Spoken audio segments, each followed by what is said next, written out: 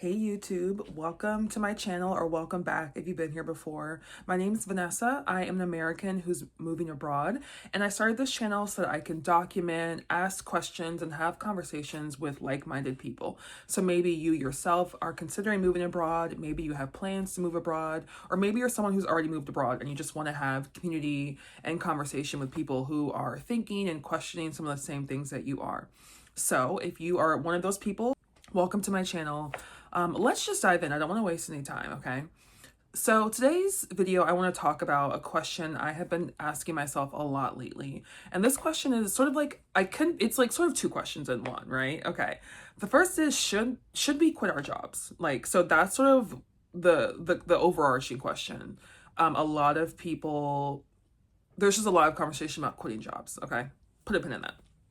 The second question is, are Americans empowered?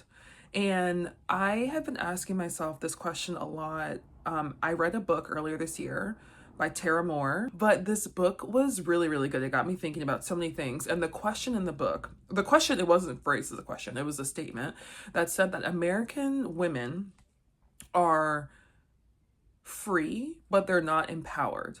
And that just really said so much to me. We are free, but we're not empowered.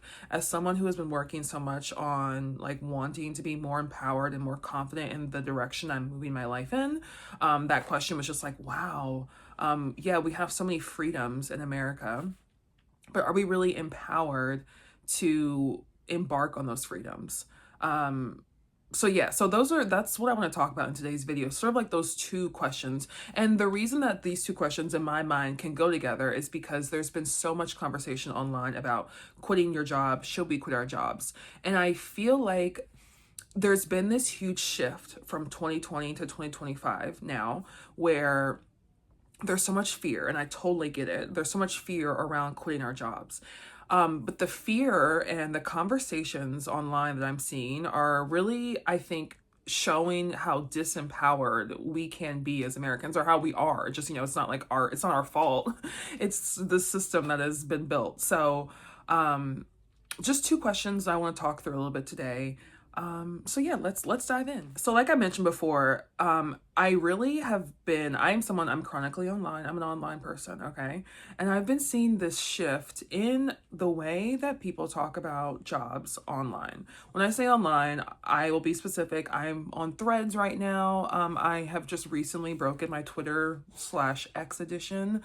I replaced it with Threads, which isn't super great. I'm still scrolling, but that's another video.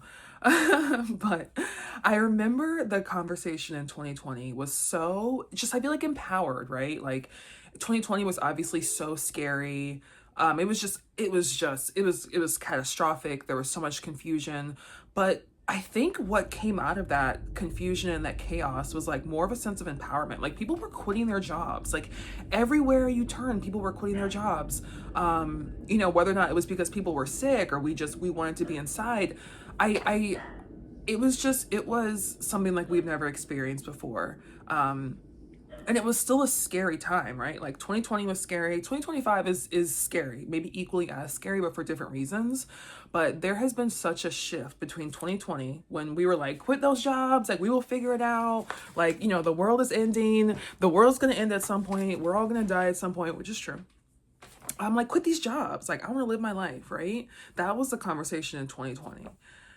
Fast forward to 2025, I feel the conversation of the statements online about jobs are much more, at least what I'm seeing, from a deficit mindset and not an empowered one at all. And a lot of the posts I'm seeing now in 2025 are don't quit your job.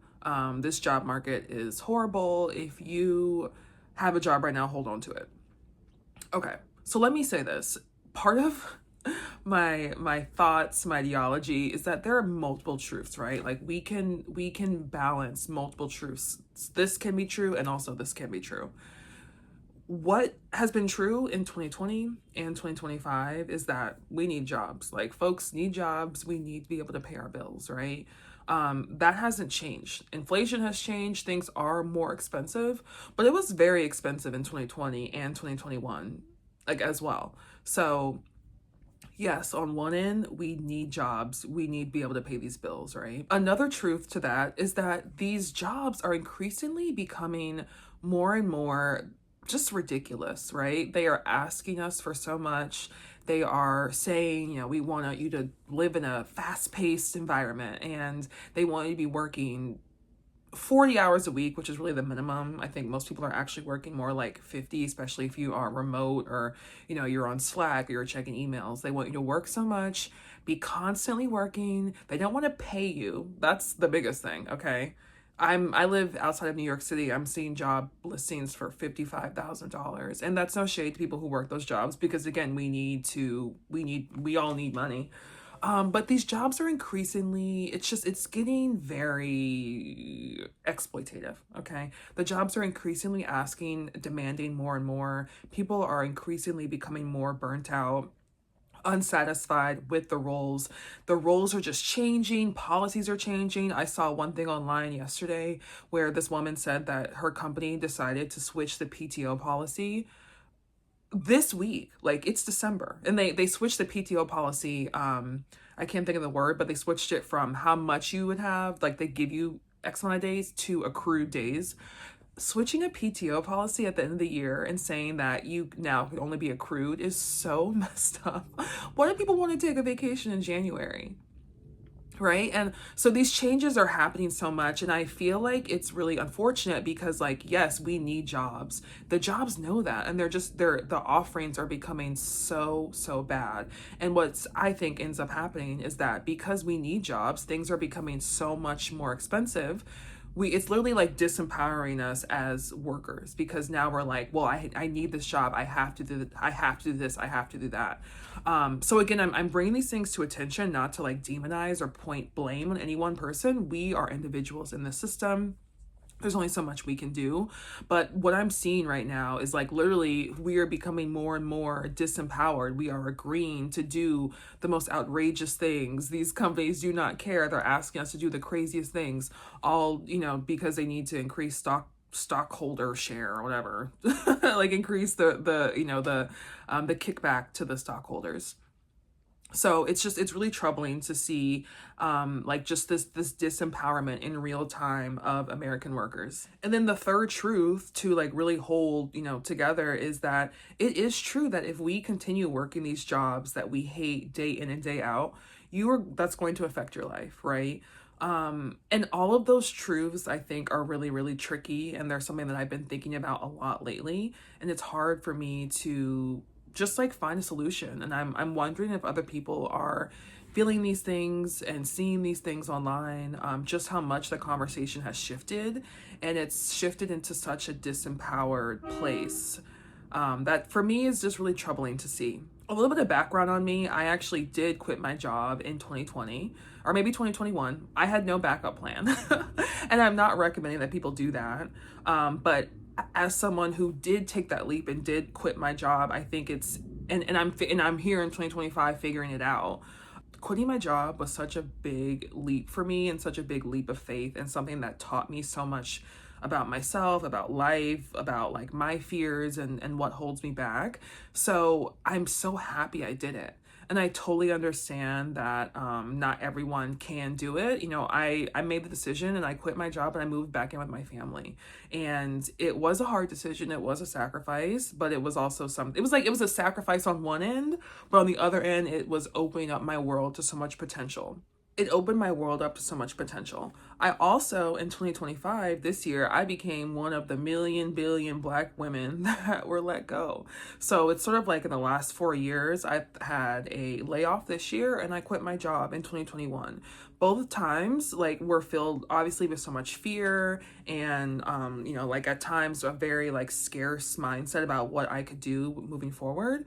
However, they taught me so much, and they like really gave me so much strength, and that's why I'm just so sad, I think, to see the shift in the conversation. Because for me, quitting my job and then leaving my job, I'm not gonna say that it's like the best decisions ever for me, but they've opened up doors that I would have never even been able to imagine for myself if I hadn't taken that leap of faith, and if I hadn't been let go, which being like I sucked. But like now months out, and now that I'm on this route, this new route, like just a new route with my life, I'm able to sit here and be like, okay, it wasn't the best thing that happened to me, but it wasn't the worst thing either. Okay, and this is really like the bread and butter of what I want my argument to be, or like just what I'm trying to say after having experienced the layoffs and the quitting of my job over the last 4 years. There is something about putting yourself in a new situation that you cannot see, you cannot imagine and see things unless you put yourself in a position to do so. So like my brain works very linearly. So in 2021 when I quit my job, I could not have seen the decision that I would come to now in 2025. And it's the same thing for what happened in 2025. At the beginning of this year, I did not imagine what would be happening to me at the end of this year. So, it's sort of like two timelines. One, I couldn't have seen what I saw in 2021 if I hadn't left my job. And same way, I wouldn't have been able to even envision or plan or map out what is now happening in 2025, like just from what happened at the beginning of the year. So, to quote Beyonce's Homecoming, which is not her quote, but I always think about the quote in Homecoming. If you can see it, you can achieve it. Or maybe like if you can't see it, you can achieve it. Both work. My argument is not quit your job today. It's not That's not it. I know that everyone cannot do that, and I know that we need jobs and the bills are due, right? But I think the conversation is so unempowered, disempowered, that it's making me sad. And it's making me ask myself, are we as Americans actually empowered? Like, yes, we have all these freedoms. There's so many things that we can do, but can we really?